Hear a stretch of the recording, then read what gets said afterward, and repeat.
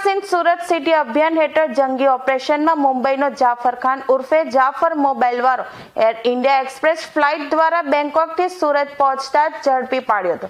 તેની check in બેગમાંથી પ્રથમ તબક્કે 4 કિલો 435 ગ્રામ હાઇડ્રોવીડ કિંમત રૂપિયા 1.41 કરોડ કબજે કરાયો હતો। એનડીપીએસ એક્ટ હેઠળ ગુનો દાખલ કરી તેને રિમાન્ડ પર લેવામાં આવ્યો હતો। રિમાન્ડ દરમિયાન આરોપીએ સ્વીકાર્યું કે વધુ ડ્રગ્સ બેગના ઉપર નીચેના પડમાં છુપાવ્યા છે। કોર્ટમાંથી ફર્ધર રિમાન્ડ મેળવી બેગને ટેકનિકલ રીતે ખોલતા 4 કિલો 802 ગ્રામ હાઇબ્રિડ ગાંજાના 4 પેકેટો મળી આવ્યા હતા, જેનાની બજાર કિંમત રૂપિયા 1.69 કરોડથી વધુ જાણવા મળી છે। આ રીતે કુલ 8 કિલોથી વધુ હાઇડ્રોવીડ અંદાજે રૂપિયા 3 કરોડથી વધુનું ડ્રગ્સ સુરત ક્રાઇમ બ્રાન્ચે કબજે કરી મોટો રેકેટ તોડી no drugs in Surat city અન્વયે સુરત પોલીસ અને સુરત ક્રાઇમ બ્રાન્ચ, એસઓજી અને અલગ અલગ બ્રાન્ચો અને પોલીસ સ્ટેશનો દ્વારા ડ્રગ વિરુદ્ધ સતત મુહિમ ચાલુ રાખી અને એના વિરુદ્ધ ડ્રગ માફિયાઓ વિરુદ્ધ સતત કાર્યવાહી કરવામાં આવે છે। આ જ એક કામગીરીના ભાગરૂપે સુરત ક્રાઇમ બ્રાન્ચને એક ઇન્ફોર્મેશન મળી હતી। 17/11/2025ના રોજ એક બેંકોકથી સુરત એર ઇન્ડિયા એક્સપ્રેસની ફ્લાઇટમાં એક જાફર ખાન મોબાઈલવાળા નામનો માણસ ફ્લાઇટમાં આવે છે અને એની પાસે હાઇબ્રિડ ગાંજો છે। આ બાતમીના આધારે સુરત ક્રાઇમ બ્રાન્ચની ટીમના પોલીસ ઇન્સ્પેક્ટર SN પરમાર અને એમની ટીમ દ્વારા એરપોર્ટમાં એમને પકડવામાં આવ્યા હતા અને એમની સર્ચ દરમિયાન 4 કિલો જેટલો હાઇબ્રિડ ગાંજો મળી આવ્યો હતો। આ રેડ દરમિયાન સુરત ક્રાઇમ બ્રાન્ચ ઉપરાંત Dumas police, air intelligence unit અને CISFને પણ સાથે રાખવામાં આવ્યા હતા।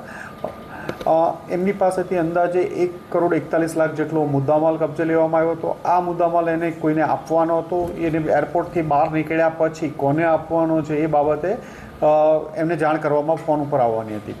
ક્રાઇમ બ્રાન્ચની ટીમે એને પકડી અને એને એરેસ્ટ કરી એના 3 દિવસના રિમાન્ડ લેવામાં આવ્યા હતા। એમની ઘણી બધી પૂછપરછ કરવામાં આવી હતી। દરમિયાનમાં ફરીથી ક્રાઇમ બ્રાન્ચને એક ઇન્ફોર્મેશન મળી કે આ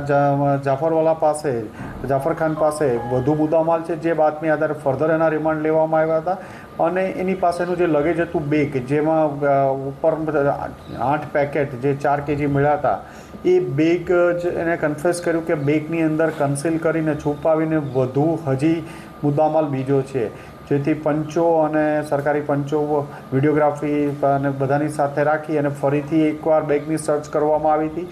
બેગની ઉપર એક ફરીથી બીજું બેગનું કવર લગાડી દેવામાં આવ્યું હતું બેગની ઉપર, એમાં ટાયરને ઉપર આખી બેગ કેવિટી બનાવી અને છુપાવવામાં આવ્યું હતું।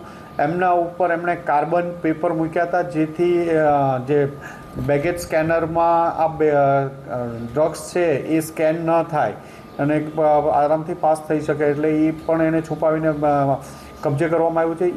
એ બંને બેગ તોડીને સર્ચ કરતાં એમાંથી 4 પેકેટ મળી આવ્યા હતા, જે 4 કિલો 800 ગ્રામ એટલે અંદાજે 5 કિલો જેટલું અને જેની કિંમત 1 કરોડ 70 લાખ જેટલાનો મુદ્દામાલ વધુ સુરત ક્રાઇમ બ્રાન્ચ દ્વારા ધરપકડ કરવામાં આવ્યું છે।